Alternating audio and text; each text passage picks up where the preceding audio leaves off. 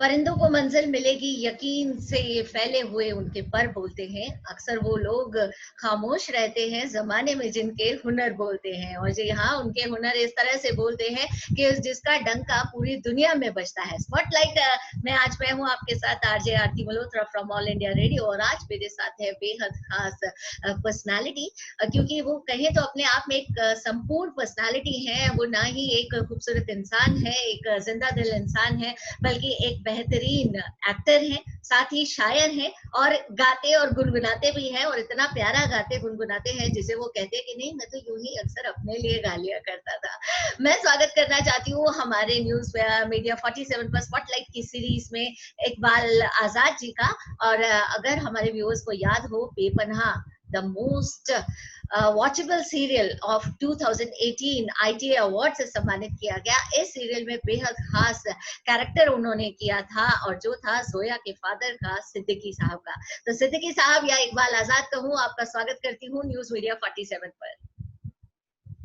जी नमस्कार, बहुत बहुत शुक्रिया मुझे यहाँ इनवाइट करने के लिए और मौका देने के लिए कि मैं लोगों के सामने आऊँ, इस लॉकडाउन में भी दुनिया से कांटेक्ट कर सकूं। Thank you Aarti ji, thank you ji, very और इस लॉकडाउन को म्यूजिकल कैसे बनाते हैं आप? देखिए, आपने जो कहा है ना कि मैं गाता हूँ, तो यकीन मानिए मैं सिर्फ अपने लिए गाता हूँ। बहुत मजा आता है मुझे अपने लिए गाने के लिए, और सिर्फ उनके लिए गाता हूँ जो मेरा गाना बर्दाश्त कर सकते हैं, मेरे दोस्तों के साथ घर में। और बाकी मैं प्योर बाथरूम सिंगर हूँ। यहाँ एनवायरनमेंट ही नहीं है बाथरूम का, ये तो मेरा स्टडी रूम का एक कोना है। तो अगर आपने कभी बाथरूम से आपके इंटरव्यू फैंस देने भी आपको जाना बहुत चाहिए। चाहते हैं, और डेफिनेटली उनको आपका गुनगुनाना भी बहुत पसंद आएगा, तो जरूर प्लीज थोड़ा सा हम लोगों के लिए। देखिए, मैं कुछ जो चीजें लिखता हूँ वो मैं आपको कह के सुना सकता हूँ। कुछ शेर व शायरी करता रहता हूँ। कुछ ऐसा है कि मैंने अफसाना हकीकत में बदलते देखा है। मैंने अफसाना हकीकत में बदलते देखा है। तुम जो आए तो मैंने चांद निकलते देखा है। मैं कहीं और, तकदीर कहीं और ही थी। मैं कहीं और, तकदीर कहीं और ही थी। मैंने हाथों पे लकीरों को मचलते देखा है। जी, बहुत ही ये खूबसूरत, मेरा एक बड़ी जी।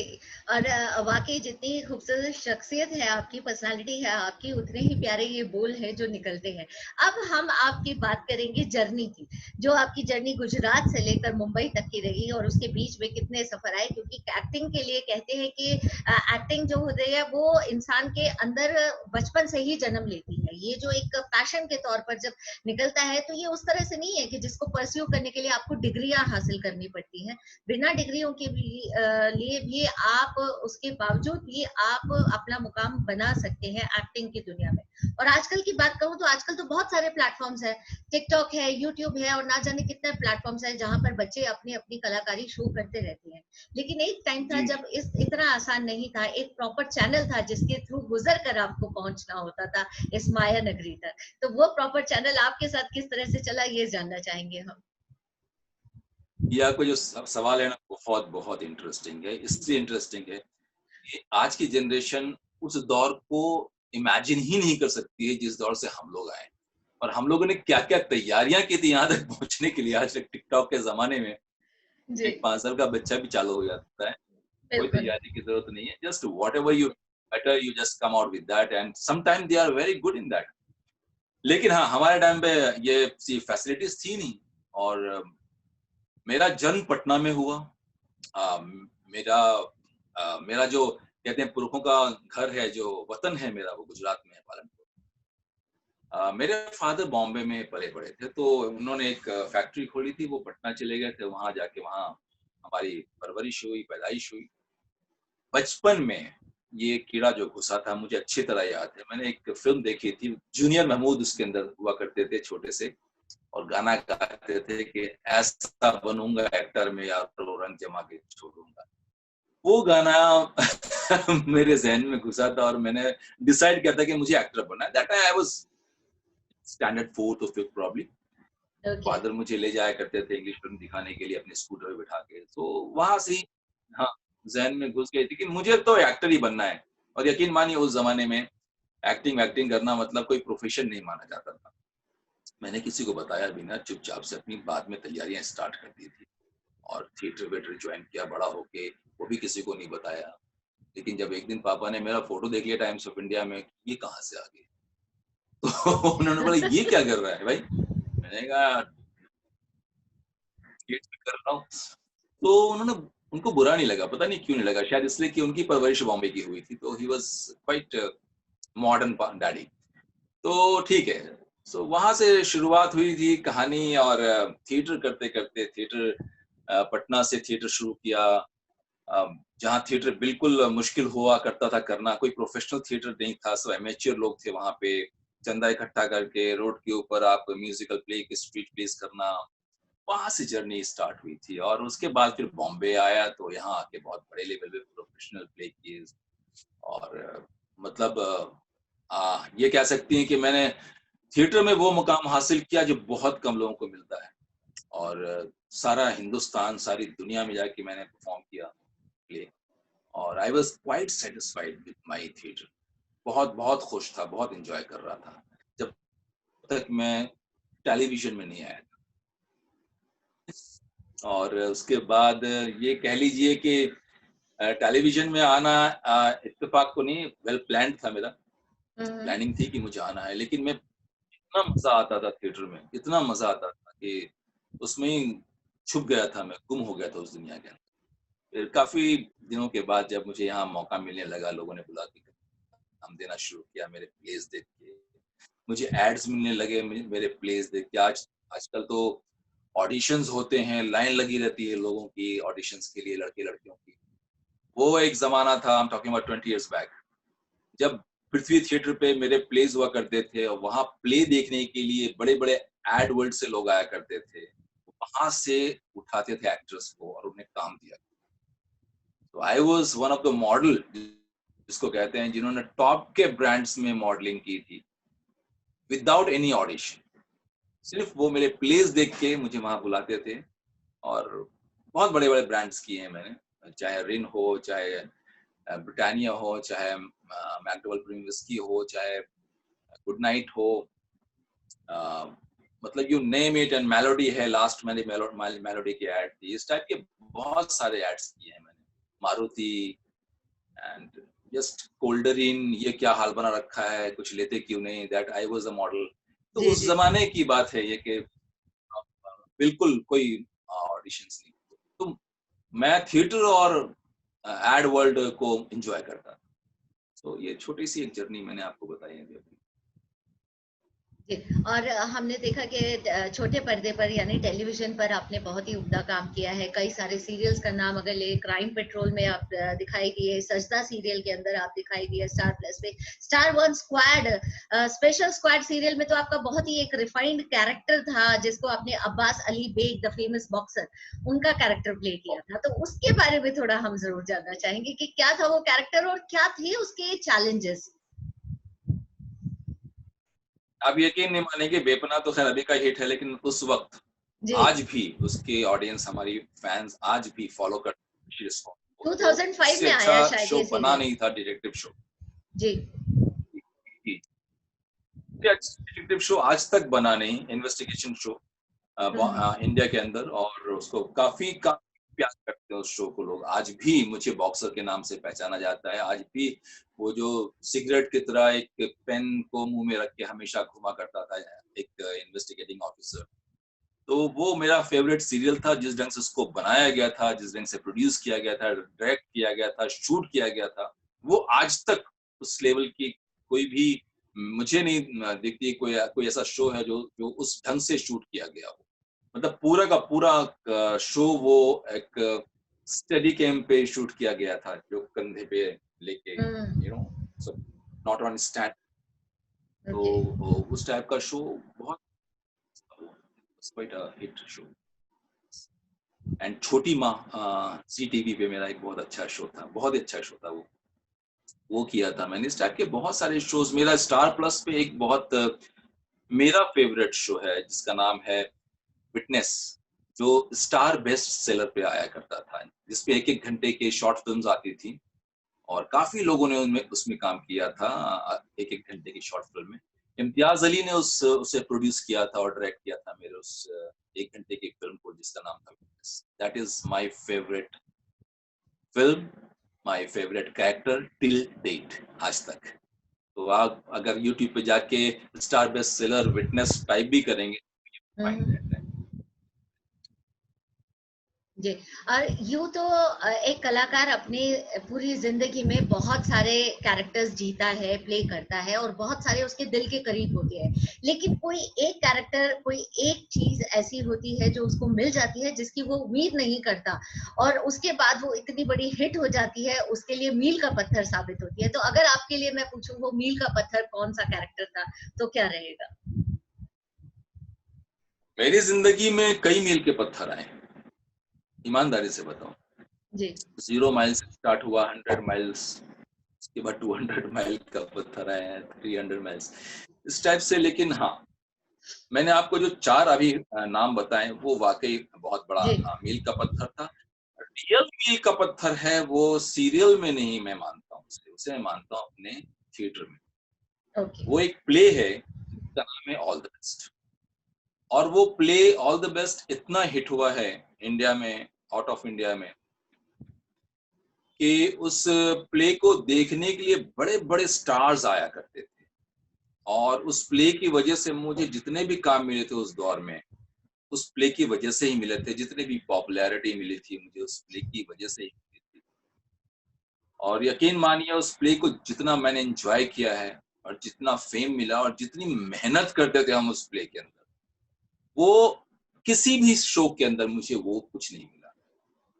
क्योंकि जब आप लाइव ऑडियंस आपके सामने 1000, 2000, 5000, 10,000 तक ऑडियंस के सामने हम लोगों ने शोज़ किए हैं। जब आपको स्टैंडिंग ओवेशन मिलता है और जब आपको सराहा जाता है, तो वो चीज़ नहीं मिल पाती है किसी भी, क्योंकि आपने शूटिंग की, आपने घर आके बैठ गए, उसके बाद क्या हुआ गॉड नोज़। लेकिन प्ले एक ऐसी चीज़ है जिसमें बहुत सारी मेहनत लगती है और बहुत सारा प्यार मिलता है उसके बदले में। रियल मेहनत लगती है और रियल प्यार मिलता है, लाइव एवरीथिंग। सो वो ऑल द बेस्ट था जो कि इत्तेफाक से Guinness book of world record में भी गया है वो प्ले। और जो मिनिमम डेज में मैक्सिमम शोज करने के लिए उसको Guinness book of world record मिला, क्योंकि वो प्ले मराठी में भी हुआ और गुजराती में भी हुआ, हिंदी में भी हुआ, इंग्लिश में भी हुआ। और दैट वाज द शो जिसके बारे में मैं बात कर सकता हूँ कि वो मील का पत्थर था मेरी जिंदगी। वाक़ई रंगमंच जो होता है, जो स्टेज होता है, वो किसी भी कलाकार को पूर्ण रूप देने के लिए बहुत ज़रूरी होता है उसके जीवन में। अब हम आपसे ये जानना चाहेंगे कि एक बड़ी जो लंबी जर्नी है, आपने हेक्टिक शेड्यूल्स में निकाली है, इतना काम किया है, you had been working for 18 hours and 18 to 20 hours और अब आज की सिचुएशन की अगर मैं बात करूँ लॉकडाउन, मतलब आज जैसे लोगों को अगर लॉकडाउन कर दिया जाए तो क्या हाल होगा? तो उसका इम्पैक्ट मैं पूछना चाह रही हूँ कि इस टाइम को आप कैसे फ्रूटफुल बना रहे हैं?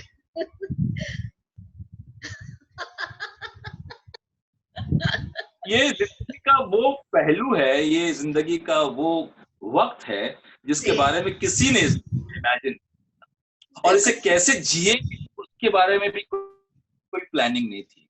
एग्ज़ैक्टली। ओह! ओह! कमाल है ये कमाल है।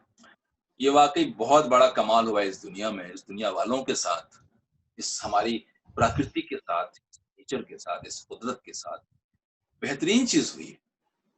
बहुत प्रॉब्लम्स भी आई हैं, बहुत सारे लोगों को तकलीफ़ें भी हुई हैं, बहुत सारे लोग मारे भी गए हैं। लेकिन ज़िंदगी और मौत का तो ये दौर चलता ही रहेगा, ऐसा कोई दिन गुज़रता नहीं है कि हम मरते नहीं हैं।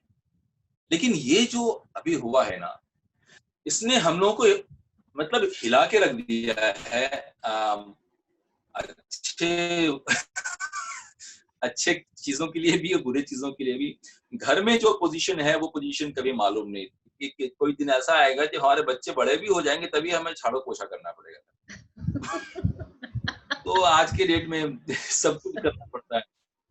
आप यकीन मानिए कि तुम हमारी जो बाई हुआ करती थी, तुम ही हो माता पिता तुम ही हो, वो जो आप आज घर पे नहीं है, तो घर की हर चीजें जो करने का ये सौभाग्य प्राप्त हुआ है हम तमाम लोगों को, घर के हर कोने कोने से और वाकिफ हुए आप। बर्तन धोने से सुबह का काम मिला है सबको ब्रेकफास्ट बना के देना, और every day I have to cook something different. Okay, तो this is how morning starts with. हमने कहीं पढ़ा भी था जब आपके लिए हम सर्च कर रहे थे, रिसर्च कर रहे थे कि कुकिंग का बिल्कुल, आपको बहुत शौक है। कुकिंग का शौक तो है, मतलब था, है नहीं बोलूंगा आपको, ओके है बोल दिया तो फिर जी। मेरे पीछे कि अच्छा तुम्हें है और घर में नहीं, तो, तो नहीं करता था। आप यकीन नहीं मान, मैंने एक जी गलती की थी जिंदगी में। मालूम है, घर में इंसान होता है ना, थोड़ा सा घरेलू सा हो जाता है। जब मैं आपके साथ जो इंटरव्यू दे भी रहा हूँ ना, मैं बड़ा ही मतलब मुझे लग ही नहीं रहा कि मैं इंटरव्यू दे रहा हूँ। एक्चुअली ऐसा लग रहा मैं बस बैठा हूँ स्टडी रूम में। मैंने शादी के बाद एक अच्छा पति साबित होने के लिए अपनी पत्नी को सुबह सवेरे मॉर्निंग टी लाके दी, और उन्होंने बड़ी तारीफ की, भाई आपने बहुत अच्छी बनाई है, थैंक यू। दूसरे दिन फिर लाके मैंने पिला दी क्योंकि मैंने अच्छी बनाई थी। तीसरे दिन फिर पिला दी, आज भी पिला रहा हूँ। This is the crunch of your life.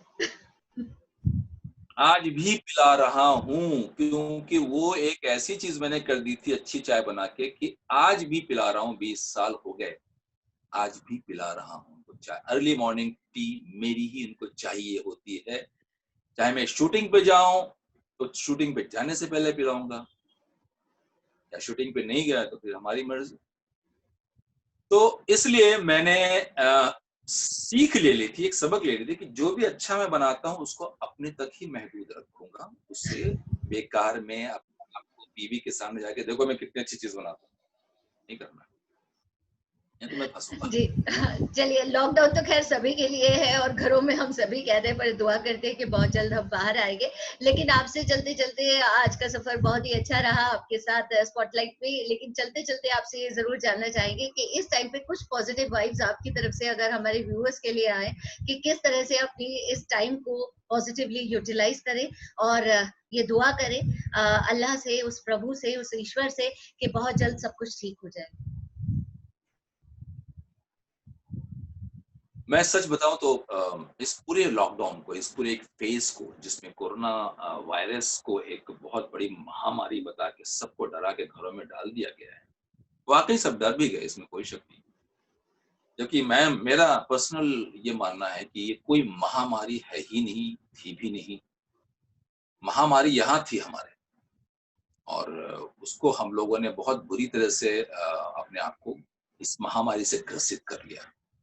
मेरा ये मानना है कि जो ये वक्त दिया है ना कुदरत ने हमें, इस वक्त को नहीं आएगा ये सोच के चलिए, नहीं मिलने वाला है, खुदा ना करे मिले किसी को।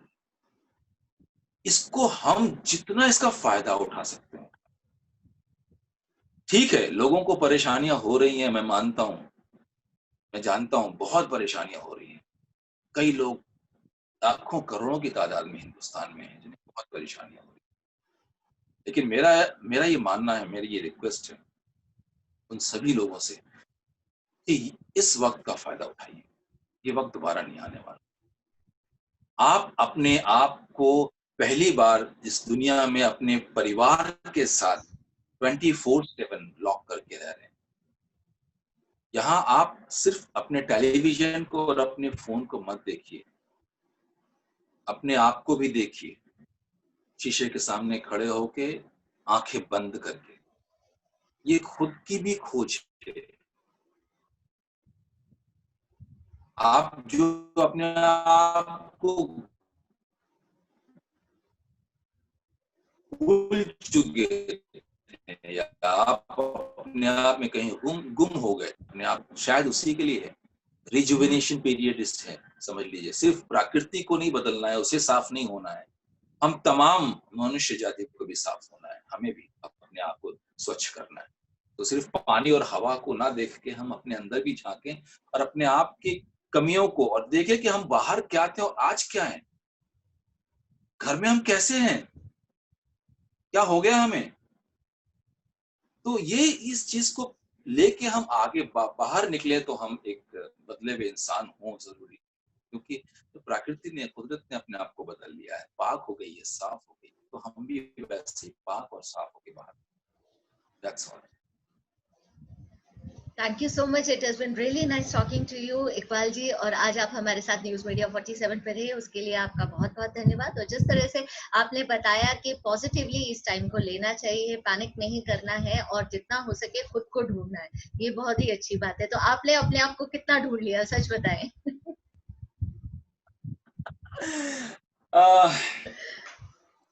शेर है मेरा कि ये मेरा प्यार है, ये मेरा प्यार है, समझो इसे ऐसा ही है। ये मेरा प्यार है, समझो इसे ऐसा ही है। दिखावा है नहीं कि मैं बना दूं ताज कोई, तुम्हारे चाहने पर ही मैं तुमको क्यों चाहूं, मेरी चाहत तेरी चाहत की तो मोहताज नहीं।